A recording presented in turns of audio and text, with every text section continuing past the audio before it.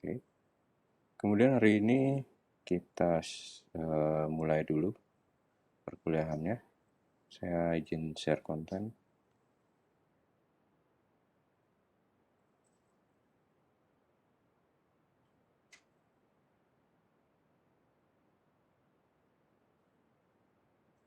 Oke, udah kelihatan ya.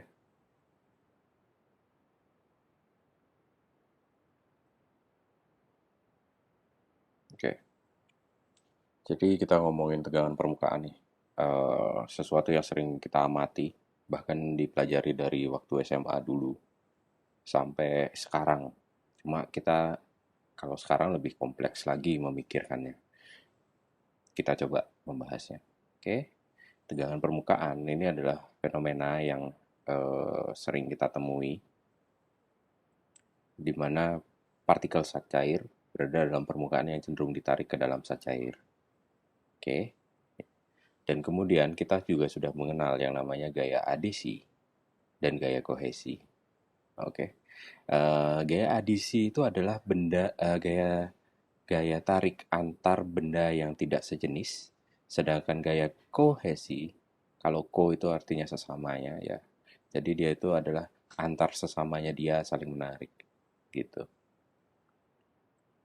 Jadi ketika digambarkan dalam suatu kondisi, permukaan zat cair itu menjadi tidak seimbang dan mengakibatkan timbulnya tegangan.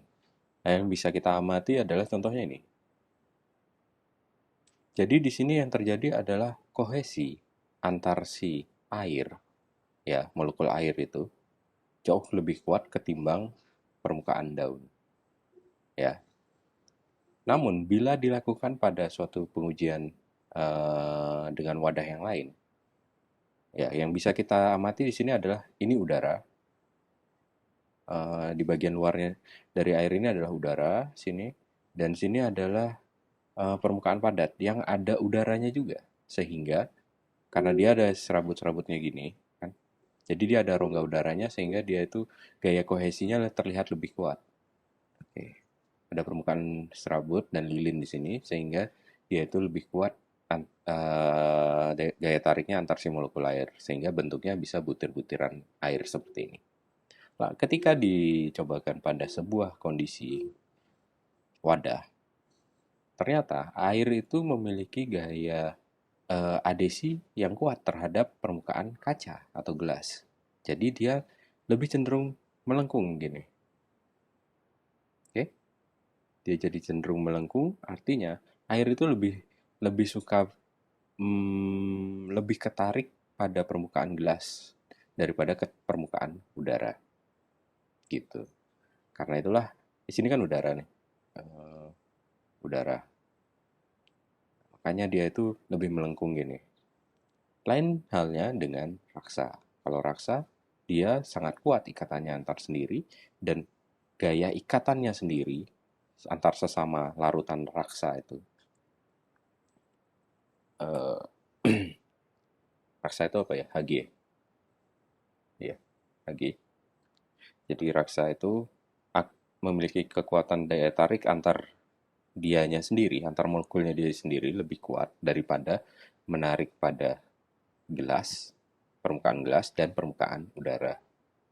Oke, sehingga kita sering menyebutnya meniskus, meniskus cekung dan meniskus cembung.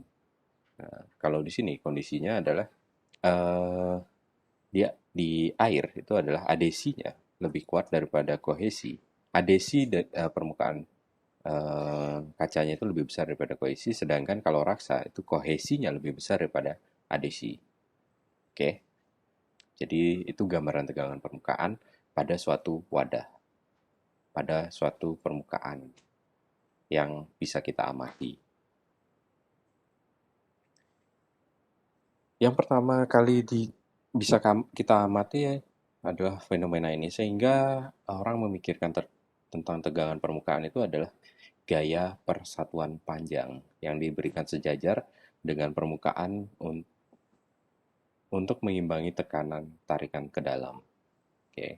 Tegangan permukaan mempunyai satuan Dine per sentimeter atau Newton per meter. Jadi umumnya adalah gaya per satuan luas area. Oke, tegangan permukaan itu satuannya seperti ini. Kemudian tegangan permukaan selalu lebih kecil daripada tegangan permukaan karena gaya adhesif dua fase cair yang membentuk suatu tegangan antarmuka lebih besar daripada bila suatu fase cair dan suatu fase gas berada bersama-sama. Oke, kita cermati. Tegangan antarmuka selalu lebih kecil daripada tegangan permukaan. Oke. Tegangan antarmuka selalu lebih kecil daripada tegangan permukaan karena gaya adhesif dua fase cair yang membentuk satuan antarmuka lebih besar daripada bila suatu fase cair dan suatu fase gas berada bersama-sama. Jadi kondisinya adalah seperti ini. Oh, kondisinya yang ini. Kondisi ya, bayangkan ketika ada benda lain di sini, maka dia juga akan memiliki tegangan permukaan. Bila tidak ada, maka tegangan permukaan antara sesama molekul air itu jauh lebih kecil daripada dengan gelasnya, sehingga dia akan membentuk suatu pengikatan ini. Oke. Bila cairan bercampur dengan sempurna, tidak ada tegangan antarmuka yang terjadi. Ada dua hal di sini. Ada yang namanya tegangan permukaan, itu adalah antara zat cair dengan udara. Ini udara, ini zat cair. Ya. Oke. Kemudian ada yang namanya tegangan antarmuka. Tegangan antarmuka adalah ketika kita menambahkan suatu cairan di sini yang terlarut sempurna. Kalau terlarut sempurna, tegangan antarmukanya adalah 0. Oke. Gitu dulu. Penggolongan antarmuka itu adalah terjadi antara dua fase atau lebih. Jadi bisa antara gas dengan gas, yaitu adalah tidak ada kemungkinan tegangan antarmuka, sehingga kita tidak pernah melihat adanya batasan antar gas dengan gas. Jarang sekali bisa kita amati. Bagaimana dengan gas dan cairan? Maka yang kita amati adalah seperti ini. Dan ini. Oke. Bagaimana jika gas dengan padatan? Gas dan padatan, ya ini. Ini padatannya adalah gelas. Bagaimana cairan dengan cairan? Itu bisa kita amati.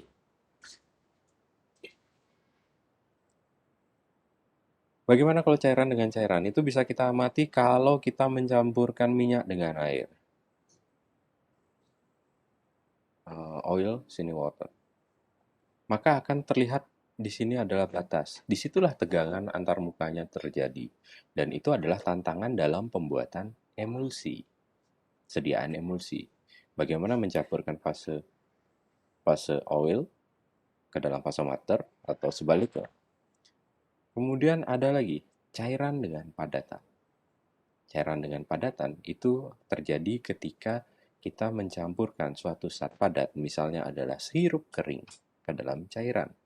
Mungkin saja ada granul-granul yang tidak bisa terlarut, tapi kita bisa menurunkan tegangan permukaannya untuk meningkatkan kelarutan.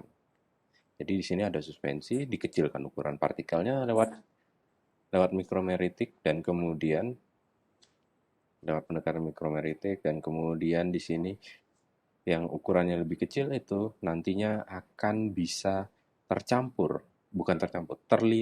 terdispersi. Kalau dalam koloid juga disebutkan dia itu terdispersi dalam bentuk tertentu karena tegangan permukaannya bisa dikurangi. Itu suspensi. Oke, ini suspensi. Kemudian ini emulsi.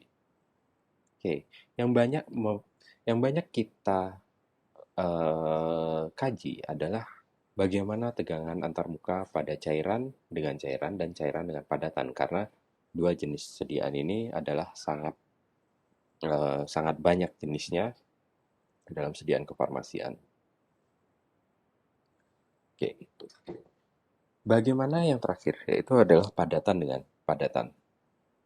Oke, padatan dengan padatan itu cenderung lebih mudah dicampurkan. Kenapa? Karena kita bisa mencampurkannya secara mekanik. Namun kadang-kadang ada partikel serbuk yang ketercampurannya lebih susah dibandingkan suatu serbuk yang tertentu. Jadi biasanya paling mudah kita amati dengan eh, suatu suatu kondisi misalnya penggerusan gitu.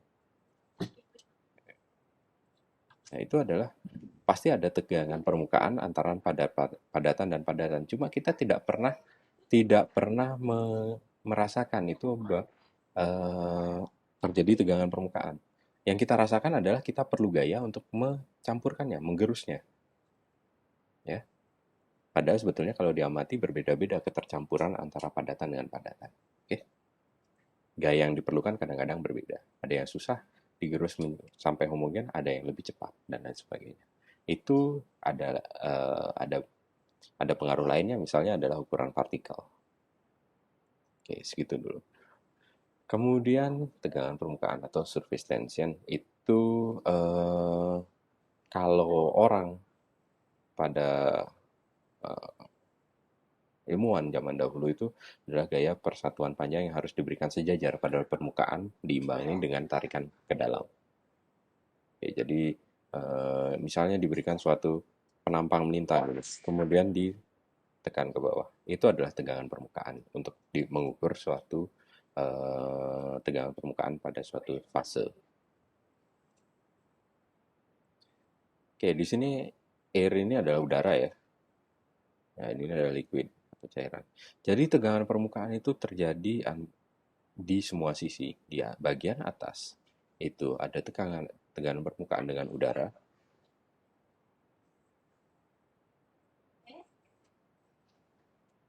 Kemudian di sini juga ada tegangan permukaan antar molekul liquidnya. Antar molekul liquidnya akan ada tegangan permukaan. Dan ini akan lebih kompleks lagi ketika mencampurkan fasa, sesuatu yang berbeda. Tegangan permukaannya sangat tinggi, dia akan cenderung memberikan gaya yang misalnya saling tolak menolak. Misal dicampurkan, misalnya ini misal dicampur, ada dua fasa gitu. Oh ya, fasanya pasti bentuknya berdasarkan bobot jenis gitu. Pasti ada yang lebih atas dan ada yang lebih bawah. Seperti kalau minyak kan selalu di atas, gitu. Airnya di bawah. Oke. Setiap cairan, permukaan cairan memiliki tegangan permukaan berbeda-beda berdasarkan perhitungan persatuan panjang. Jadi ini adalah suatu yang sudah diamati dari dulu. Jadi angkanya kita bisa anggap angkanya tetap, yaitu adalah gaya yang diperlukan, tegangan permukaan yang diperlukan itu adalah tetap untuk semua tetap ya, konstan lah. Kalau dalam dalam kondisi STP kita akan mendapatkan angka-angka yang konstan di sini. Ya. Jadi suhu berpengaruh juga sebetulnya. Dan semuanya berbeda, oke? Okay? Lalu uh, kita akan membahas tentang tegangan permukaan zat cair. Suhu itu berpengaruh. Nah, di sini kan ada perbedaan nih suhu ya. Ketika air diukur pada suhu 20 derajat segini. Bagaimana kalau kita mengukurnya pada kondisi suhu yang berbeda? Jadi, sebagai contoh, tegangan permukaan ini akan bervariasi berdasarkan suhu. Kenapa suhu berpengaruh? Karena ketika suhu meningkat, gaya antar molekul itu akan semakin besar. Jadi suhu itu akan mempengaruhi gaya tolak antar molekulnya. Sehingga gaya gaya okay. Sebagai contoh, air pada suhu 0 derajat memiliki tegangan permukaan lebih besar daripada suhu yang lebih rendah. Kenapa? Karena ada gaya tariknya lebih gaya yang dihasilkan lebih apa tuh? Gini, kalau digambarkan. Ketika suhunya tinggi, dia itu molekul airnya akan mendorong ke semua sisi. Jadi dia itu nantinya akan lebih mudah lebih mudah bergeser gerak, lebih mudah bergerak-gerak dibandingkan molekul yang dibandingkan pada suhu yang lebih rendah. Kenapa pada suhu Kenapa pada suhu 0 derajat itu Kenapa pada suhu 0 derajat itu tegangan permukaannya itu eh, lebih tinggi? Ya karena kalau kita bayangkan di 0 derajat itu dia akan menjadi es, bentuknya lebih kompak. Gaya tolaknya akan relatif sangat rendah gitu. Oke. Dan kemudian tegangan permukaan zat cair itu nah ini penjelasannya. Dijelaskan sebagai berikut, yaitu adalah molekul interior pada setiap sisi akan tertarik ke segala arah sehingga resultan gaya bernilai nol. Ini yang saya gambarkan. Kemudian sedangkan pada molekul permukaan, molekul eksterior pada permukaan, misalnya pada permukaan gini, nah ini kan juga memberikan gaya nih, tapi dia gayanya cenderung ke arah dalam.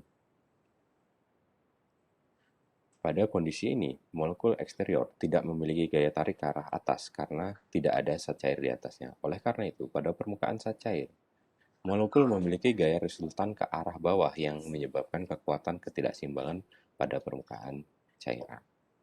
Hal ini membuat keadaan energi pada molekul pada keadaan hal ini membuat keadaan energi dari molekul pada interior jauh lebih rendah dibandingkan pada molekul eksterior. Karena itu, molekul mencoba untuk mempertahankan luas permukaan minimum. Jadi di permukaan, nah ini kan ini gaya tarik, gaya tolak.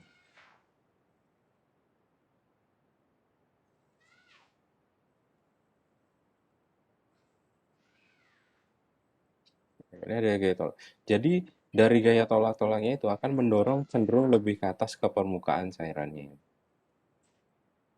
Sehingga dia akan memiliki eh, suatu tegang apa ya? Suatu gaya memiliki suatu luas permukaan yang minimum sehingga memungkinkan lebih banyak molekul memiliki keadaan energi yang lebih rendah. Dan ini akan menciptakan kondisi seperti lapisan pada permukaan air. Ya. Jadi permukaan ini adalah hasil dari gaya tegangan permukaan yang bisa kita amati. Karena gaya dorongnya itu antar antar molekul di tengah-tengahnya itu kompleks dan dia akan mendorong ke atas gitu. Nah, itulah tegangan permukaan eksterior. Ini bisa diamati lewat beberapa pengujian-pengujian. Kalau dulu ada yang namanya pengujian kawat tiga sisi, jadi ada kawat seperti ini, kemudian diberikan suatu gaya, dan kemudian gaya tegangannya itu bisa diukur lewat tegangan gaya gaya tegangannya gaya yang dihasilkan ini bisa diukur lewat suatu alat, biasanya pakai gas, dan kemudian ada panjang luas permukaan yang ini untuk mengukur apa tuh hambatan yang diberikan dari sebuah tegangan permukaan. Jadi semakin luas panjang permukaannya, semakin luas area permukaannya, maka semakin tinggi gaya tegangan yang dihasilkan. Tegangan permukaan yang dihasilkan, gitu maksud saya.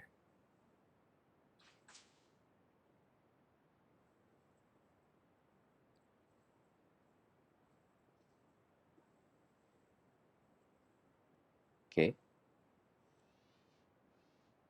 Kemudian, energi permukaan bebas dapat diukur dengan suatu usaha, jadi per area. Dan ini diturunkan dari tegangan permukaan dikali dengan luas areanya. Jadi usaha yang diperlukan untuk menarik ini itu akan bergantung dari luas area dikalikan dengan tegangan permukaan. Jadi, kalau disimpulkan, tegangan permukaan merupakan perubahan energi bebas permukaan per satuan kenaikan luas. Jadi yang bisa kita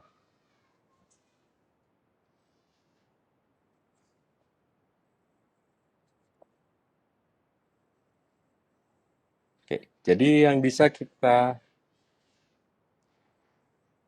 bisa kita simpulkan dari kondisi ini adalah suatu luas itu akan berhubungan langsung dengan tegangan permukaan. Artinya semakin besar luasnya, semakin besar,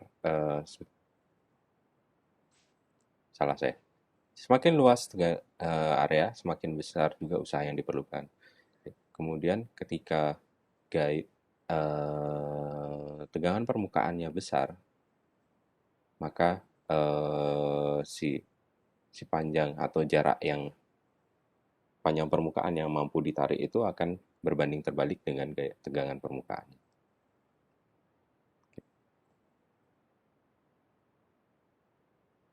Kemudian ada model gelembung sabun. Jadi ada perbedaan tekanan antar muka yang menyebabkan dia melengkung. Jadi ada gelembung sabun yang diujikan pada suatu permukaan nantinya akan membentuk suatu diameter yang bisa dikalkulasi, yaitu adalah pada kondisi kesetimbangan. Langsung saja. Gelembung itu kadang-kadang akan eh, memperoleh suatu keseimbangan kan gitu, tergantung dari gaya permukaannya. Nah, perubahan energi permukaan itu nantinya akan menghasilkan eh, suatu kondisi di mana dia suatu perbedaan yang disebut dengan DR akibat adanya tegangan permukaan dari suatu gelembungnya itu dengan udara. Oke. Kemudian itu bisa dikalkulasi dengan uh, rumus ini. Sehingga pada kondisi kesetimbangan yang berpengaruh itu adalah tegangan permukaan, kemudian jari-jari, kemudian perubahannya, dan itu sama dengan delta perubahan P-nya atau uh, tekanannya, dan kemudian ada P, P-nya kan sama ya, sama-sama dicoret. Kemudian ada jari-jari kuadrat, dan ada DR-nya juga. Jadi ketika dimudahkan, perubahan tegangan permukaan, suatu tegangan permukaan itu uh, bisa dikalkulasi dengan rumus ini.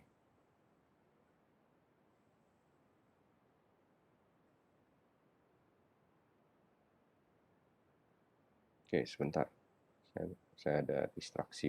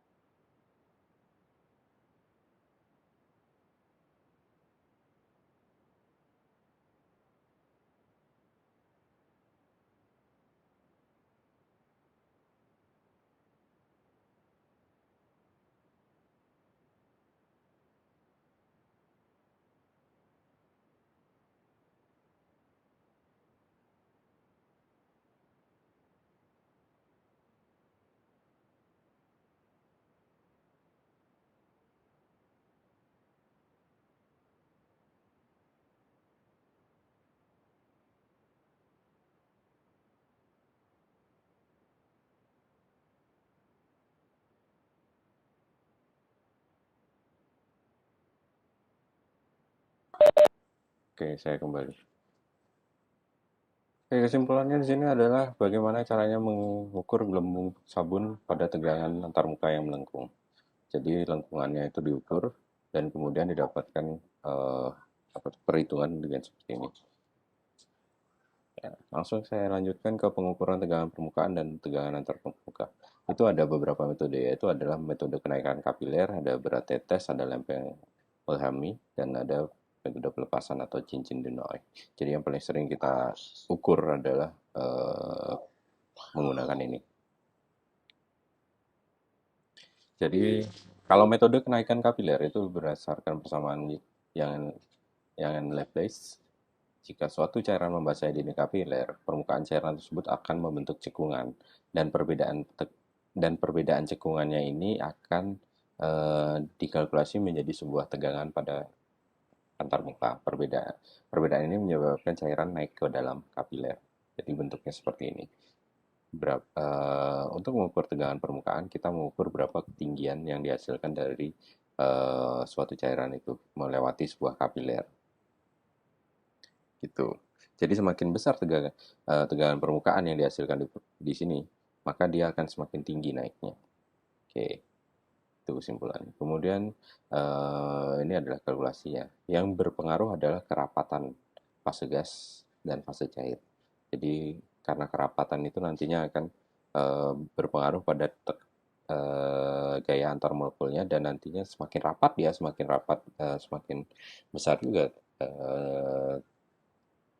gaya antar molekulnya, sehingga kalau dia itu makin rapat, anggaplah gini gambarnya, makin rapat maka dia akan semakin kuat kan ininya, permukaannya ini semakin kuat, gaya dorong ke atasnya itu akan semakin kuat, sehingga nantinya akan mempengaruhi kerapatan. Kerapatan itu akan mempengaruhi tegangan permukaan. Kemudian nantinya dia akan dipengaruhi oleh kecepatan gravitasi, dan kemudian ada tinggi kenaikan kapiler dan jari-jari kapiler yang digunakan. Semakin luas jari-jarinya, semakin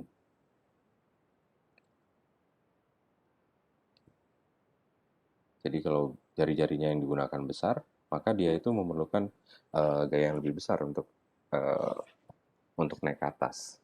Kalau semakin kecil, maka dia akan semakin tinggi gitu kan. Jadi nanti akan berpengaruh antara kedua ini.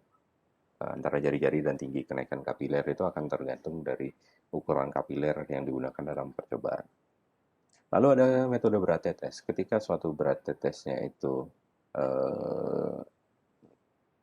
dijatuhkan pada suatu permukaan dari suatu pipa berjari-jari tertentu, maka dia itu akan membentuk suatu permukaan yang mencembung seperti itu. Jadi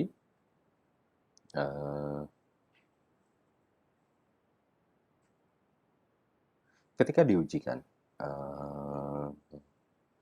suatu cairan, ketika diujikan dengan peningkatan tegangan drop surface tension, maka akan semakin besar drop surface tension, semakin besar juga surface energy yang dihasilkan. Jadi dia itu nantinya akan semakin membuat gaya tarik antar molekulnya itu semakin lemah. Namun masalahnya adalah tetesannya itu kadang-kadang tidak mencapai ukuran kestabilan untuk jatuh, sehingga kadang ada ukurannya bisa tepat, kadang ada melenceng sedikit. Jadi itu memerlukan faktor koreksi. Misalnya adalah ada aliran udara dan lain sebagainya. Kemudian saya lanjutkan ke metode lempeng Wilhelmi.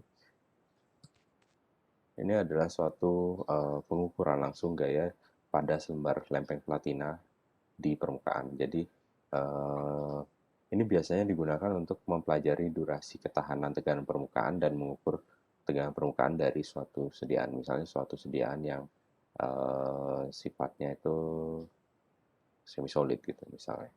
Jadi ada suatu lempeng platina yang dijatuhkan di antarmukanya, dan nantinya akan menghasilkan, akan bisa dikalkulasi tegangan permukaan.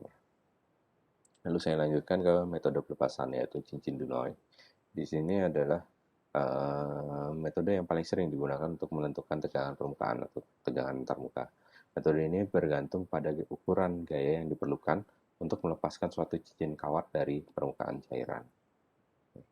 Metode cincin Dunai dapat digunakan untuk mengukur tegangan permukaan dan tegangan termuka. Prinsip kerjanya adalah gaya yang dibutuhkan untuk memisahkan atau mengangkat cincin platina iridium yang dicelupkan pada permukaan atau antarmuka adalah berbanding lurus dengan tegangan muka dan tegangan antarmukaan. Langsung aja ke cara kerjanya. Jadi gini, ketika ini dicelupkan ada suatu cincin platina ditaruh di atas permukaan, kemudian nantinya akan ada suatu surface tension di sini yang akan bisa diukur lewat suatu gaya ke atas. Nah, gaya di atasnya ini bisa dihasilkan dari, bisa diukur oleh sebuah alat gitu. Jadi sampai dia itu bisa terlepas dengan sempurna, berapa gaya yang diperlukan itu bisa dikalkulasi sehingga nanti gaya yang diperlukan ini tinggal dibagi dengan jari-jari cincin yang digunakan. Ini contohnya.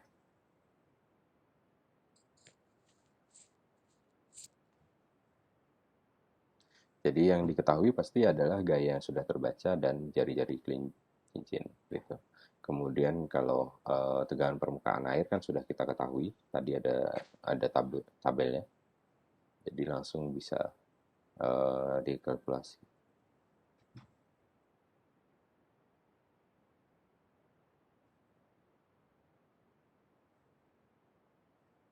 Oke.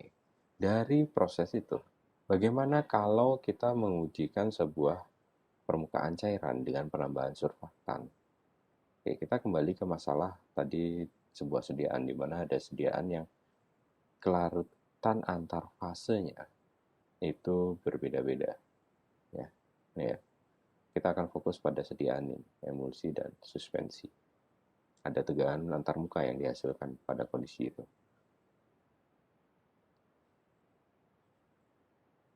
Pada penambahan surfaktan, semakin tinggi kadar surfaktan, maka tegangan permukaannya akan semakin rendah. Sehingga tegangan permukaan pada suatu surfaktan yang kita ambil contoh adalah Twin 80 yang dikalkulasi semuanya berdasarkan cincin Dunoy dan kemudian kita bisa mengamati bahwa ketika penambahan surfaktan maka dia itu tekanan akan surfaktannya semakin naik. Surfaktan ya, ini adalah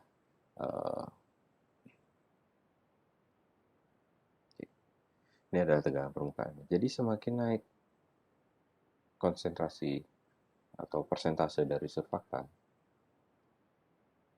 maka semakin rendah tegangan permukaannya. Jadi grafiknya akan seperti ini, semakin turun gitu. Yang bisa kita aplikasikan apa? Jadi kita memerlukan suatu kondisi optimum penambahan surfaktan sehingga satu fase itu bisa semakin bercampur. Oke. Contoh gampangnya adalah ketika kita melakukan percobaan mencampurkan minyak dengan air. Berapa jumlah surfaktan yang digunakan untuk bisa mencampurkan itu? Nah, dari sini, maka akan ada suatu kondisi optimum penambahan surfaktan. Dan ini kita bisa gunakan untuk emulsi. Jadi ada fase air dan ada fase minyak. Umumnya adalah ketika kita mencampurkan suatu bahan yang cenderung larut dalam fase minyak. Namun sediaan kita tidak mungkin minyak semua kan. Jadi kita mencampurkan dimasukkan dalam fase air. Ada suatu yang namanya adalah emulgator. Emulgator itu biasanya contohnya atau komponennya adalah surfaktan. Jenis-jenis emulgator akan dibahas sebetulnya di perkuliahan yang lain. Tapi di sini saya sampaikan bahwa salah satu jenis emulgator adalah surfaktan. Dia bisa mengurangi tegangan permukaan yang ada sehingga dia bisa tercampur. Apakah dia benar-benar tercampur? Tidak, tapi dia itu membuat bentuk yang seperti ini. Jadi ada suatu globul kecil yang kita pelajari di koloid, dia antar fase.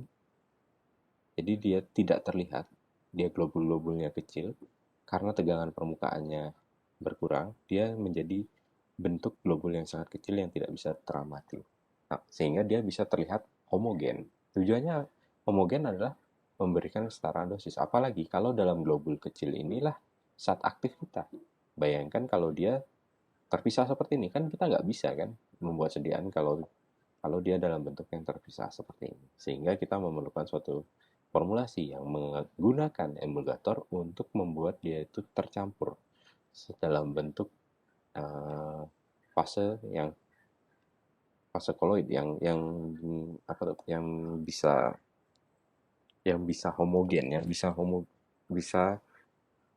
bisa bisa diambil di semua tempatnya itu dengan dosis yang sama gitu. Oke. Nah, ini adalah alatnya, sorry. Jadi alatnya baru keluar lagi. Urutan slide-nya salah. Ini contoh alatnya. Ini adalah cincin platina iridium. Nanti di sini adalah gayanya, gaya yang hasilkan. Oke. Kemudian kita mengkaji suatu kondisi yang lebih berbeda lagi. Kalau tadi kita berfokus pada tegangan permukaan di atas, masing-masing satu fasa. Bisa diukur dengan ini. Ini kan satu fasa aja. Bagaimana kalau masing-masing fasa, misalnya saya mengukur di sini suatu cairan yang lain. Misalnya adalah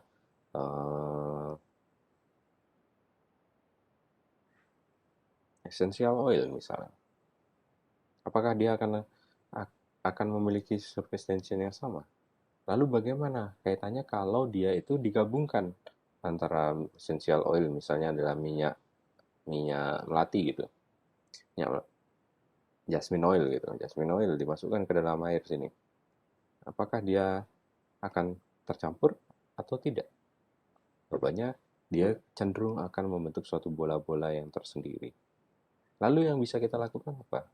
Mencampur, menambahkan suatu surfaktan. Nah, inilah yang akan kita kaji lebih dalam. Jadi, tegangan permukaan itu kan ada dua. Yang tadi yang sudah dijelaskan, yang bisa diukur adalah yang seperti ini. Jadi ini adalah diukur dengan lempeng, dengan plat, dengan kemudian dengan metode tetesan, kemudian dengan metode kapiler. Ini adalah bagian yang sini. Lalu bagaimana kalau ada dua benda yang dicampurkan dalam suatu cairan yang tidak saling campur dan membentuk suatu lapisan? Maka kita bisa membuatnya dalam bentuk suatu fase terdispersi atau suatu fase emulsi, suatu gabungan emulsi dari dua fase. Ini contohnya ketika suatu minyak di dalamnya ada suatu air yang diselubungi oleh suatu molekul. Jadi ini adalah oil in water, yang ini adalah water in oil. Jadi kita bisa membuatnya dalam sediaan farmasi dengan menambahkan sesuatu yang sudah kita bahas sebelumnya dengan nama surfaktan. Ya. Lalu kita lanjutkan. Selain surfaktan, ada juga faktor-faktor yang mempengaruhi tegangan permukaan tadi, yaitu adalah jenis cairannya. Pada umumnya cairan memiliki gaya tarik antar molekul yang besar, seperti air. Maka tegangan permukaannya juga besar. Sebaliknya pada cairan seperti bensin, karena gaya tarik molekulnya kecil, maka tegangan permukaannya juga kecil. Ketika mencampurkan benda yang seperti ini, apakah bisa? Itu akan dipengaruhi oleh tegangan permukaannya. Jadi si airnya akan cenderung menolak si bensin. Nah, perbedaan tegangan permukaan 1 dan tegangan permukaan 2 menyebabkan ketidakcampuran. Satu. Semakin tinggi perbedaannya, maka dia semakin tidak bisa saling campur. Sebetulnya sih berbalik. Semakin dia sifatnya sangat berbeda, atau kelarutannya berbeda, dari sisi lain kita bisa menganggapnya sebagai kelarutannya berbeda, maka tegangan permukaannya semakin tinggi. Begitu juga sebaliknya, kalau tegangannya permukaannya tinggi, maka secara fisikokimia dia pasti punya suatu sifat yang tidak saling campur. Itu ceritanya. Lalu suhu juga berpengaruh seperti tadi. Ketika ada perubahan suhu, maka ada perubahan interaksi antar molekul yang nantinya bisa berubah. Ada yang menjadi bentukannya lebih padat, ada perubahan fase dan lain sebagainya. Jadi, kalau intinya adalah tegangan permukaan cairan turun bila suhu naik. Karena bertambahnya suhu molekul-molekul karena dengan bertambahnya suhu, molekul-molekul bergerak dengan lebih cepat. Sehingga molekul yang bergerak lebih cepat seperti saya gambarkan tadi di mana itu? Di sini. Maka maka dia akan lebih mudah dipisahkan. Jadi dia tidak dalam bentuk yang kompak gitu. Oke. Di suhu naik, temperatur naik, tegangan permukaannya turun. Berikutnya adanya zat terlarut. Adanya zat terlarut pada cairan dapat menaikkan atau menurunkan tegangan permukaan. Contohnya adalah untuk air, adanya elektrolit, anorganik dan non-elektrolit seperti sukrosa dan gliserin akan menaikkan tegangan permukaan. Contoh gampangnya adalah bagaimana suatu air dengan suatu air gula memiliki sifat lengket yang berbeda. Itu contoh.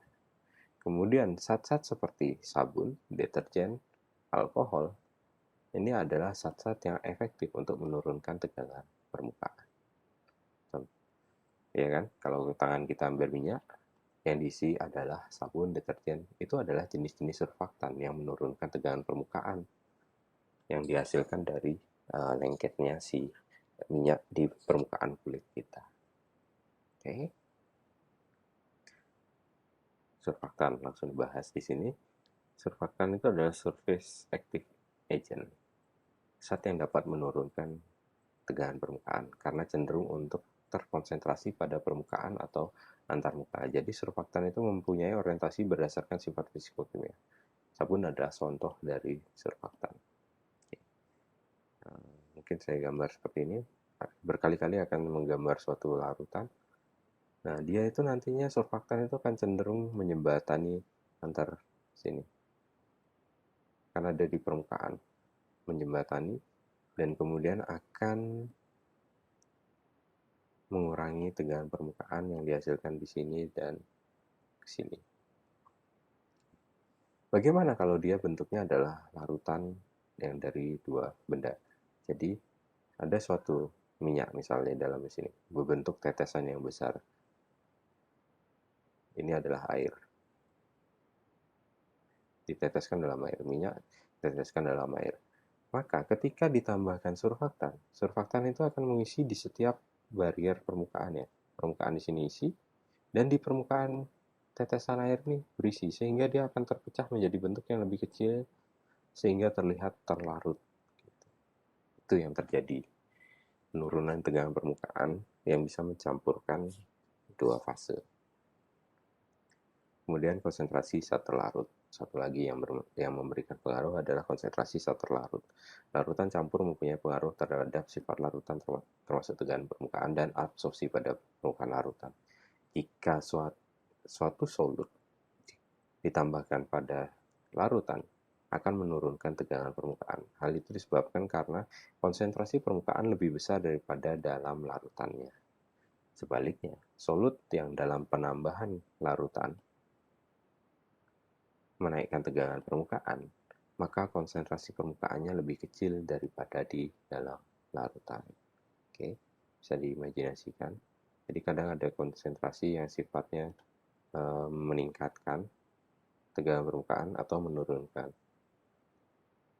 Kalau dia itu penambahan konsentrasi suatu fase ya, nggak cuma air ya, suatu fase dia itu terkonsentrasi antar sesamanya, maka dia akan balik saya.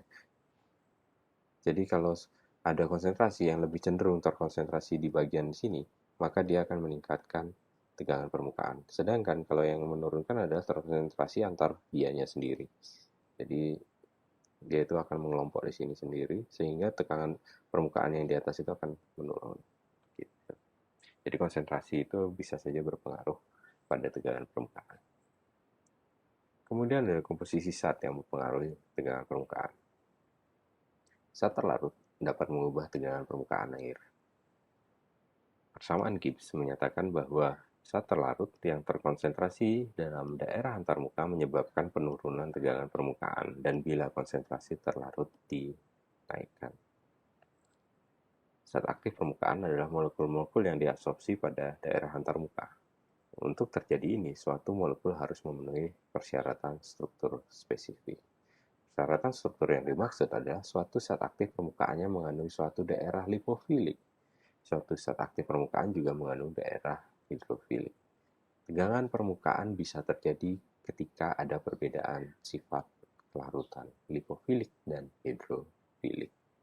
Oke. Komposisi zat itu dipengaruhi oleh kelarutannya juga. Larutan atau kesukaannya dia pada suatu bahan. Apakah dia suka lipid atau dia lebih suka air.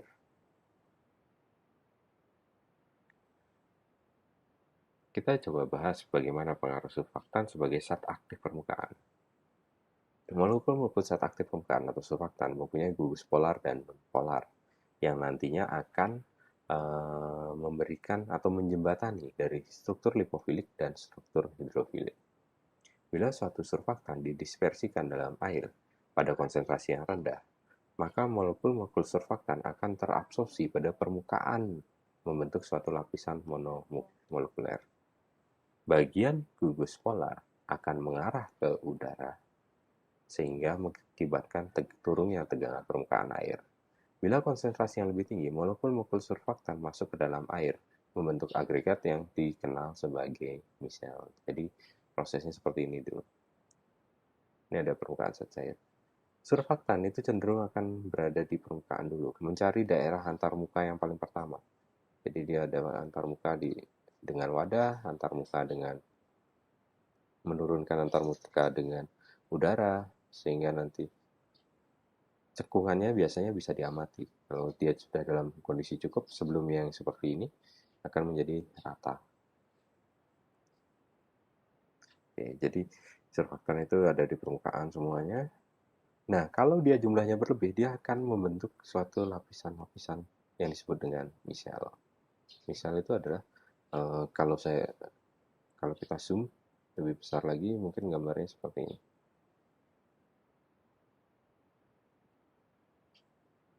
Misel itu adalah serabut dari surfaktan. Dan ini banyak sekali aplikasinya di peningkatan kelarutan suatu dan ini juga yang terjadi ketika suatu deterjen itu mencampurkan minyak dengan air. Jadi misalnya di sini ada suatu partikel, bisa sebut saja supaya gampang oil ya. Kalau oil itu adalah yang suka lipid atau lipofilik, sedangkan air itu adalah hidrofilik. Di sini water. Jadi ada gugus hidrofilik di sini dan ada gugus lipofilik di sini. Itu biasanya cara kerja dari surfaktan untuk menurunkan tegangan permukaan. Konsentrasi yang diperlukan untuk membentuk suatu misel itu disebut dengan konsentrasi misel kritik. Ini dicapai bila tegangan permukaan zat cair di permukaan itu yang di sini ini. Yang di sini sudah tidak banyak lagi dipengaruhi oleh perubahan konsentrasi misel. Jadi suatu surfaktan dapat langsung ditentukan dengan metode tegangan permukaan. Molekul surfaktan kenapa dia bisa bersifat lipofilik dan hidrofilik? Itu ada disebabkan karena biasanya dia punya kepala yang sifatnya suka dengan air dan ada bagian nonpolar biasanya. Yang umumnya adalah hidrokarbon rantai panjang. Ya, minyak itu umumnya adalah hidrokarbon rantai panjang yang cenderung tidak suka air, tapi dia lebih suka pada sifat minyak. Bagian kepala dan ekor inilah yang nantinya akan membentuk suatu misel seperti ini. Jadi bagian sini adalah yang mempunyai kulit gugus ini, ya. Dan bagian ekornya ini adalah bagian yang di sini. Atau bisa juga sebaliknya bila konsentrasinya dibalik fasanya. Jadi misalnya oilnya bisa di luar, ini oilnya bisa di luar, waternya bisa di dalam. Bisa juga, tergantung dari konsentrasi dari masing-masing fasanya. Oke. Sifat rangkap ini menyebabkan suatu surfaktan diabsorpsi pada antarmuka udara air, minyak air, dan zat padat dan air, dan membentuk suatu lapisan tunggal, di mana gugus hidrofilik berada pada fase air dan rantai hidrokarbon ke udara dalam kontak dengan zat padat ataupun terendam dalam fase minyak. Umumnya bagian nonpolar atau lipofilik adalah rantai alkil panjang, ya, C yang panjang. Sementara bagian bagian polar ya mengandung gugus hidroksil. Gugus hidroksil itu adalah gugus yang bisa menangkap uh, yang gugus hidroksil itu misalnya oh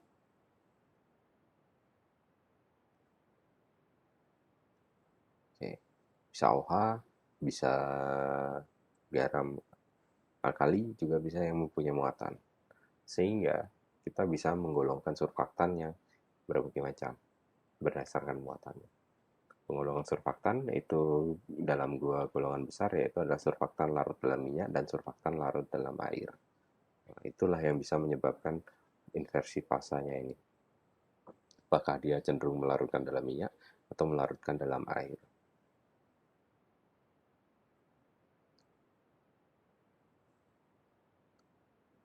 Yang larut dalam minyak contohnya adalah fluorokarbon dan silikon. Dia itu harus dengan senyawa polar yang berantai panjang. Kalau yang senyawa pelarut dalam air, biasanya dia itu ada memiliki kepala hidroksil atau bermuatan di bagian yang larut airnya. Contohnya adalah ini, surfaktan anion adalah bermuatan negatif. Jadi dia ada satu gugus yang ini adalah bagian yang sifatnya hidrofil. Jadi dia suka air. Oke. Dia memiliki sifat anion. Oke. Anionnya itu dihasilkan dari muatan negatif.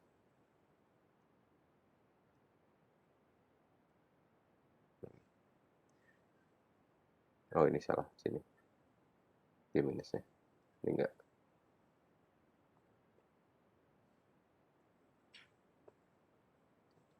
Oke.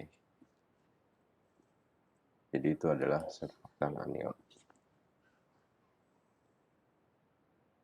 Kemudian ada surfaktan kation. Umumnya ada memiliki suatu muatan positif. Oke. Apa pentingnya ada penggolongan surfaktan anion dan kation? Nanti itu akan ada masalah sifat fisikokimia dari suatu zat yang dicampurkan. Apakah dia cocok dengan anion? Apakah dia cocok dengan kation? Itu akan berpengaruh pada sifat bahan obatnya sendiri. Kalau misalnya bahan obatnya eh, apa tuh netral, kalau dia netral dia nggak apa-apa ditambahkan yang mana saja.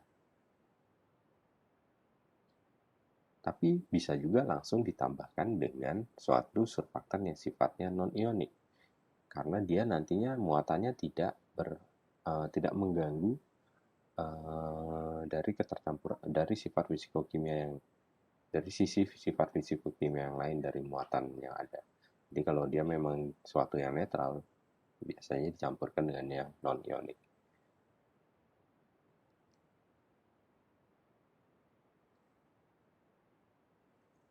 Ya, contoh-contohnya sudah bisa dibaca. Lalu ada yang sifatnya alkoter, ada yang memiliki muatan positif dan ada yang memiliki muatan negatif. Contohnya adalah asam amino, alkylbetain, dan fosfobetain. Ini adalah gambaran misal yang saya gambar tadi. Jadi nanti ada suatu konsentrasi misal kritis yang dianya sudah mulai membentuk suatu misal ini. Oke.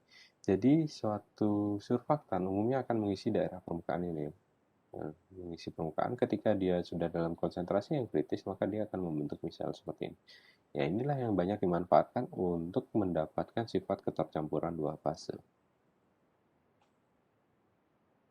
Oke, segitu aja yang saya ceritakan tentang tegangan permukaan dan pemanfaatannya. Jadi secara gampangnya kita kan selalu melakukan pencampuran suatu bahan yang sifatnya tidak saling campur dalam sebuah formula. Contohnya kalau kita mau membuat minyak ikan, Scott emulsion misalnya, apa yang ada di sana? Apakah kita bisa memberikan minyak ikannya secara langsung? Bisa, tapi masalahnya adalah rasa. Rasa yang tidak enak, kestabilannya lebih cepat tengik, dan lain sebagainya. Lalu bagaimana kalau kita mau memperbaiki itu? Bisa dengan cara penambahan suatu perasa. Lalu masalah berikutnya timbul lagi. Apakah ketika ditambahkan suatu perasa, dia itu larut dalam fase minyak ikannya? Tentu, dan bahkan tidak. Kalau perasa jeruk gitu, maka kita nantinya akan membentuk suatu sistem emulsi yang bisa membawa semua bahan-bahan yang kita inginkan dalam formula menjadi sebuah sediaan. Yang bisa mencampurkannya apa? Adalah surfaktan. Contohnya adalah surfaktan, suatu agen yang menurunkan tegangan permukaan. Dari agen yang menurunkan tegangan permukaan itu nantinya bisa membuat konsentrasi minyak ikan yang homogen dengan perasanya. Jadi kita tidak berhak, jadi kita bukan tidak berhak, jadi kita mengupayakan supaya semua di bagian manapun si emosi itu diambil, rasanya akan tetap sama dan kestabilan dan jumlah minyaknya akan sama, ya. Jadi surfaktan itu akan membantu homogenitas sediaan, stabilitas sediaan dengan cara menurunkan tegangan permukaan antara dua fase tersebut. Itu. Oke, ada pertanyaan? Mungkin bisa di kolom chat kalau ada pertanyaan.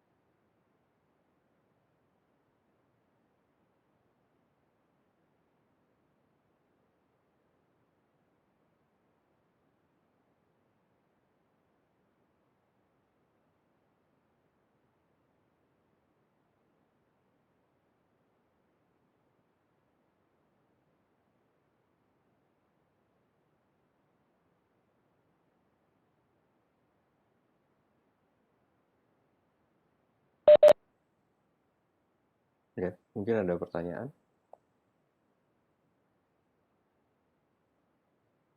Materinya cuma segitu aja sih.